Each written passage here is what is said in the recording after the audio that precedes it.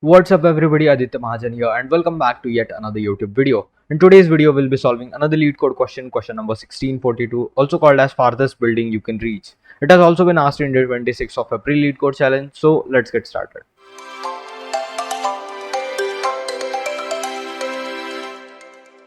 You are given an integer array heights representing the heights of buildings, some bricks and few ladders. Okay, you start your journey from building 0 and move to the next building by possibly using bricks or ladders. While moving from building I to building I plus 1, we have two basic path flows that we can take. That is, if the current building height is greater than or equal to the next building's height, or if the current building height is less than the next building's height. So basically what they have said is we are given an array, and this array consists of heights of all the buildings that we are present, and this array we are given is zero based index. Okay, so next thing what we are given is we are given a few bricks and few ladders which we can use to move forward. So while moving from I to I plus 1 building, if current building height is greater than or equal to next building height, then we do not need anything. We just can fly like Superman and move ahead. Okay, and if the current building height is less than the next building's height, we can either use one ladder or we can use the difference of two heights, that is h of I plus 1 minus h of I number of bricks. Okay, and after this we need to return the farthest building we can reach if we use the given ladders and bricks optimally. Okay, so now let us look at a few examples to understand the problem statement better.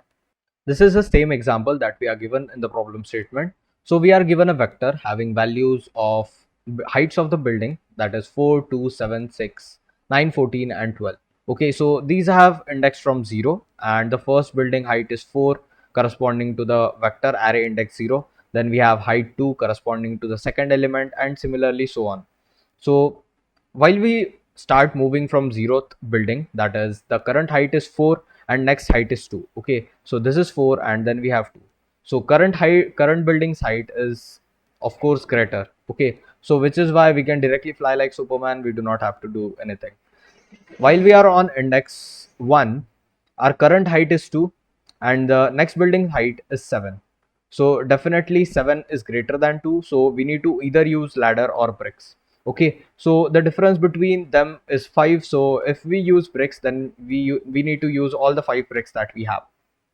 So for this condition we have used bricks. Okay, so we are left with just 0 bricks and just a single ladder. So on the next index, that is when we are on index number 2 in the number of buildings, then the current building's height is 7 and next building's height is 6. Okay, so definitely 6 is smaller, that is next building's height is smaller, so we can just fly like Superman. Okay, when we are on index 3, that is building of height 6, the current height is 6 and next building's height is 9. So definitely here we need to use either bricks or ladder because next building's height is greater. But now we just are left with the ladder. Okay, so we use ladder and now we do not have, neither do we have bricks nor we have ladder. So we just go ahead by using the last ladder that we had. When on building of index 4, uh, current building's height is 9 and the next building height is 14. Okay, so there is no way that we can move further because we do not have bricks, neither do we have ladder. So this is the maximum position or the maximum index to where we can go. So similarly, in this way you can look at other two examples too that we are given. Now let us look at how we can approach to the solution of the problem. So for thinking for the solution of this problem statement, I want you to think in terms of what are the operations that we are performing. Okay, so the very first operation is iterating the heights array because we need to go forward, and for that we need to iterate the heights to calculate the difference of two consecutive buildings. Okay, so the very first operation is to calculating the difference. Okay, so this would be the first operation, and in the first iteration we'll be calculating the difference in the first and the second building, that is 0th and the first index. And for this too we have two cases, that is if the difference is negative or if the difference is positive. Okay, so this case of when the difference is negative happens when the current height of the building is greater than the next building's height. So in this case we can directly fly over, so for this we do not have to do any operation, so we can just skip this. Okay, and the second case comes when the difference of two consecutive buildings height is positive. In this case what happens is the height of the next building is greater than the height of the current building on which we are standing. So in this case, we either need to take bricks or we need to take ladders to cross the building. Okay, so this is what basically happening is we are thinking of decisions what we need to take. So whenever we see that there are decisions, we think of recursion or dynamic programming, and that is actually the path. But if you look at the constraint of this problem statement, then we are having the bricks of order 10 to the power 9, and even the length of the vector of heights is of order 10 to the power 5. So we cannot definitely think of recursion or dynamic programming, because it would give us a time limit exceeded error. So what is the next thing that we have? So the second thing that we can think of is with the help of greedy approach. Because in greedy approach, what we do is we do not look much further ahead. We just look at what is the maximum profit or maximum what we want at this current point of time. Okay, so before looking at this final solution, I want you to take into account this observation that we have here. So that is, the observation is that the ladders in our problem statement are much more powerful than the bricks that we have. Because in case of bricks, the total number of bricks that would require would completely depend on the difference of the height in two consecutive buildings. Okay, if the difference is high, then the number of bricks required is more. If difference is low, the number of bricks required is less. But that is not in the case with ladders. In every case, we require one complete ladder. Okay, so this we can use at the place where the difference of two consecutive buildings is maximum. So if we use it in that way, the it would be the most efficient approach, right? uh, so some people would say that we could directly take the heights vector and then find at which point, at that is which two buildings the difference is maximum, and place the ladder at that place and go on doing that. But the problem with that is that we do not ever know that if we will ever reach to that point where the difference in two buildings is maximum, right? So there is let us look at the final solution, how we can overcome this. For the final solution, what we can basically do is we can keep utilizing the bricks until we are left with none.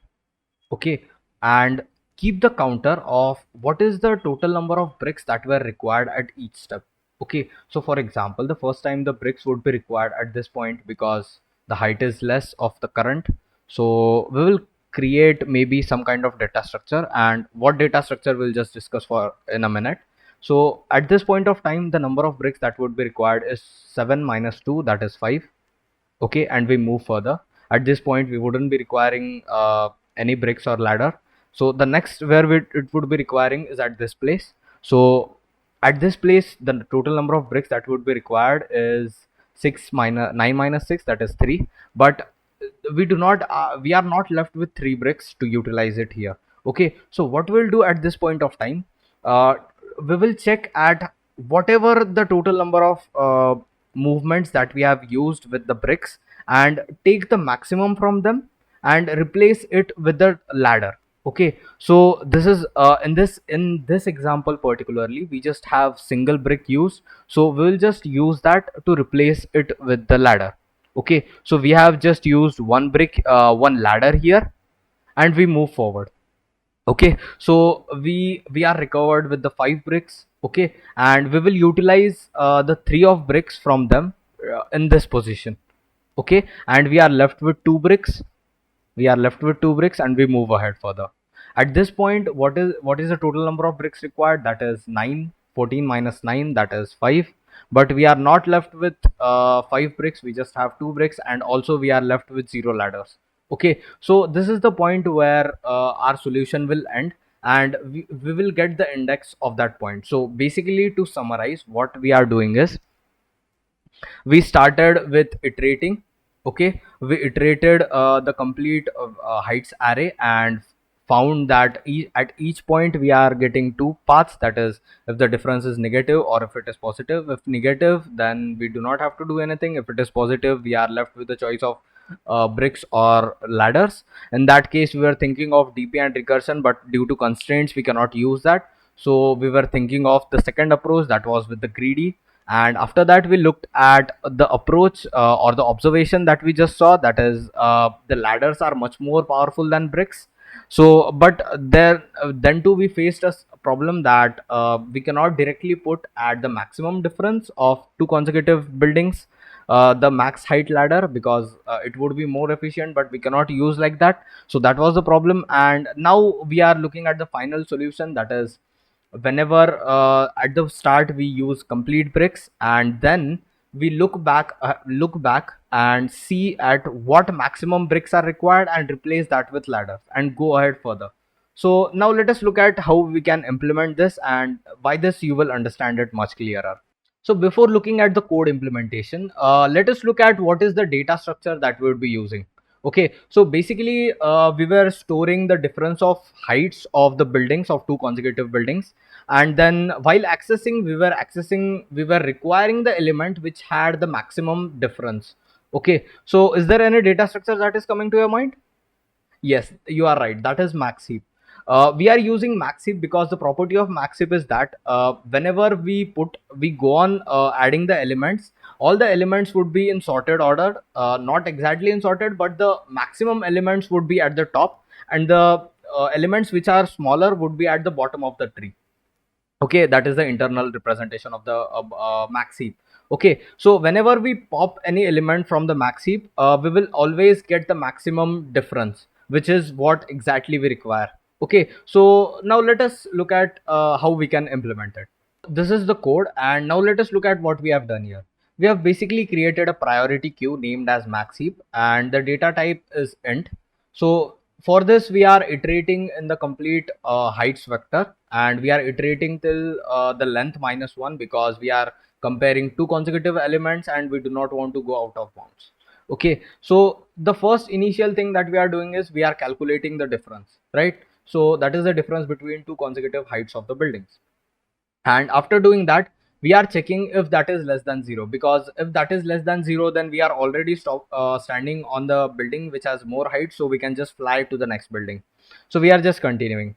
Else is the case when the next building to which we are currently standing on has more height than whatever we are standing on.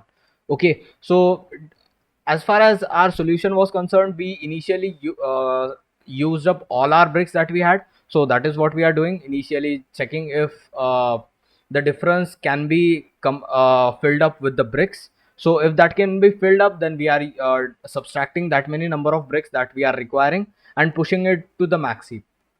So max heap will automatically sort the elements and keep whatever the max difference was present on the top. So if we did not have any bricks left, then we are looking for the ladders. That is, if we have any ladders left. Okay, so if we have any ladders left, then we are checking if we are having any previous bricks utilized that we need to check previously. Because if there are no previous bricks utilized, then we directly have to put ladder in this current position, right? So after that we made sure that there were bricks utilized earlier. We are taking the top of that because it would give us the max of whatever the number of bricks that were utilized, and we have to replace that with the ladder. Okay, so before doing that we are checking if the maximum number of bricks that were used anytime previously to go to the next building, is that greater than the current. Because if they are same, or if diff is greater, even if we push the diff into the max heap, then also it would be the only element which is at the top, because diff is maximum. Then we do not have to do anything, and we just put the ladder at this position. If that is not the case, we recover this maximum bricks that were present, that we got. We recover that and subtract the bricks that was the current diff that we require. We use bricks here and put a ladder there. That is what we are doing. We are just popping the top element, we are pushing the diff, and then we are subtracting the bricks, and after that we are decrementing the ladder. Okay, so this was the case whenever we had ladders present. First we completely exhausted with the bricks, then we checked if we had ladders, and if we do not have bricks, neither do we have ladders. In that case we just return the current position, because we are not left with ladders nor with bricks, so we just return the current index that we are on. Okay, and if it nowhere returns in this for loop, that means that we have completed all the buildings in the vector, and we just return the last element because I currently points to the last element. So that's it, that's the solution. Now let us try to run our code and see if it works. Okay, now let's just submit it. And yes, we are getting faster than 70% time with 96 milliseconds. I actually got previous faster than 98% with the same solution, but the test case may be different. So anyways, that's all for this video. If you like the video, hit the thumbs up button. If you did not understand anything, comment below. And if you need more such lead code questions, subscribe and join the Discord server. And that's all. See you in the next one. Bye bye.